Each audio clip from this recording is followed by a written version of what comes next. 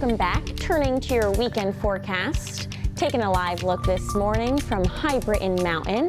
That's a beautiful shot to start off the morning. That is a beautiful shot. We have another view from Beach Mountain that's a little bit foggy, but not too shabby out there as you're kicking off the weekend. Yeah. It's nice to be back with you.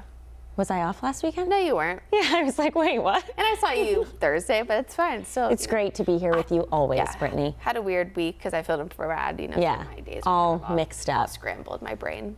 Well, it's Saturday. Yeah, happens a lot.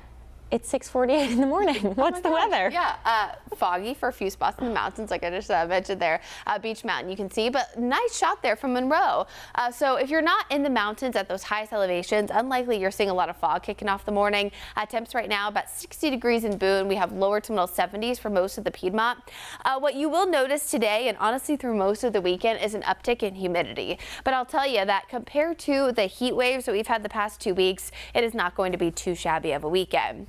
Now, what we will have returned to the forecast, especially if you're up toward the mountains and foothills later on today, is a lot of potential for some pockets of heavy rain, especially again up toward portions of Ashe, Watauga, and Avery counties. Now, if you look at the wind arrows here, what you'll notice is that we have wind coming in mostly from the south and southeast. This is due to high pressure that's situated just off our coastline. This is going to help pump in a lot of that sinking motion of air, kind of keeping things calmer on the east side of the viewing area, while better opportunities for rain and even a thunderstorm or two, especially up toward portions there of the mountains and foothills. Now, I do think there's a chance that we have a 20% chance of rain, very few showers moving into parts of the Piedmont there, especially by this afternoon and evening. But again, it's not going to be widespread. So you see those small 20% chances for rain, especially between about 2 and 6 o'clock. Otherwise, for your Saturday, temps around 90 degrees with the feels like in the mid 90s.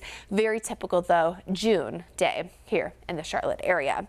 Now, what I do want to draw your attention to with the latest U.S. drought monitor is the fact that we have almost 66% of North Carolina under drier than normal conditions and about 90% of South Carolina. That was a really big bump there with the latest drought monitor. And also what's new is that not only is most of the Charlotte area under those drier than normal conditions, but you see this little sliver here of the light brown shading. That's that moderate drought, that level 1. Brad has been mentioning this a lot recently, that because we've been so hot and dry, we haven't seen a lot of those widespread rain events in a while, that we could have a really rapidly forming drought. So we're hoping this doesn't get worse, and it does look like early this week we're going to have a change in that forecast. So a cold front does move through the area on Monday. This will bring scattered rain and storms, again very typical June-like day.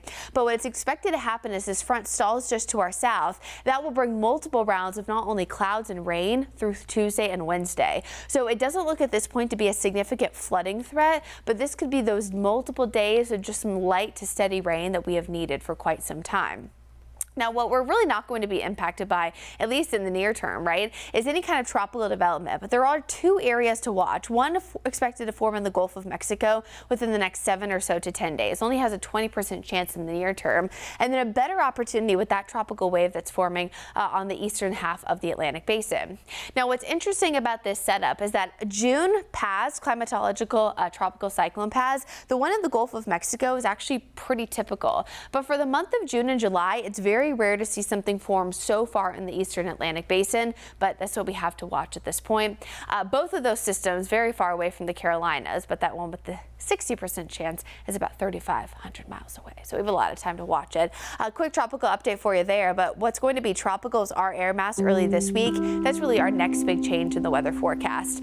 By the end of the work week, I do expect us to dry out slightly as temperatures return to near 90.